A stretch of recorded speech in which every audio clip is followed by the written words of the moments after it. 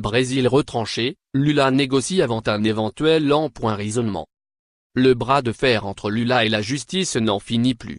L'ex-président brésilien avait jusqu'à vendredi 17h, 22h en France, pour se rendre à la justice.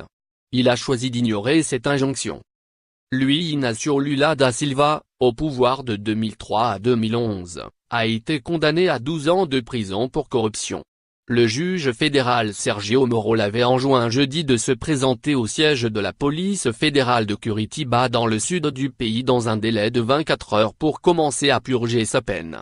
Le même juge qui, en juillet 2017, avait condamné en première instance l'icône de la gauche dans l'enquête Lavage Express. Lire aussi, Brésil, la Cour suprême donne son feu vert à l'incarcération de Lula.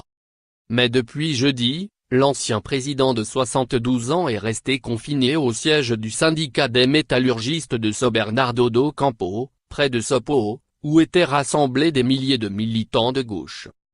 Selon le journal Estadão, Lula pourrait tout de même se rendre à la justice ce samedi après la messe qui se tiendra à 9h30, 14h30 en France, en hommage à son épouse, morte il y a un an et qui aurait eu 68 ans. En attendant, les avocats de l'ancien président ne cessent de négocier. Une discussion est en cours entre la police et les avocats de l'ex-président. L'idée est d'éviter que le juge ordonne son arrestation, ce qui compliquerait la situation. Rien n'est joué pour l'instant, a déclaré à l'AFP le député du Parti des travailleurs, PT, Carlos Aratini. Ses avocats ont ainsi saisi le tribunal suprême pour demander la suspension du mandat de dépôt. Lire aussi, Lula vers la prison, la chute d'une idole. Le tribunal a refusé une première fois jeudi, par 6 voix contre 5, que l'ancien président puisse rester libre. Peu avant l'expiration de l'ultimatum de vendredi, le tribunal supérieur de justice a rejeté un nouveau recours pour éviter son incarcération. La police fédérale de São Paulo n'a pas voulu dire si elle envisageait d'arrêter par la force celui qui demeure l'homme politique la plus populaire du pays, et qui faisait figure de favori en vue de l'élection présidentielle de l'automne prochain. Une telle arrestation risquerait de provoquer des affrontements avec ses partisans. Selon la porte-parole du 13e tribunal fédéral de Curitiba, Sud, le fait que Lula ne soit pas rendu dans le délai imposé, ne fait pas de lui un fugitif. Lula n'a pas désobéi à un ordre de justice. Il a juste reçu l'opportunité de se présenter aux autorités sans la nécessité d'intervention de la police.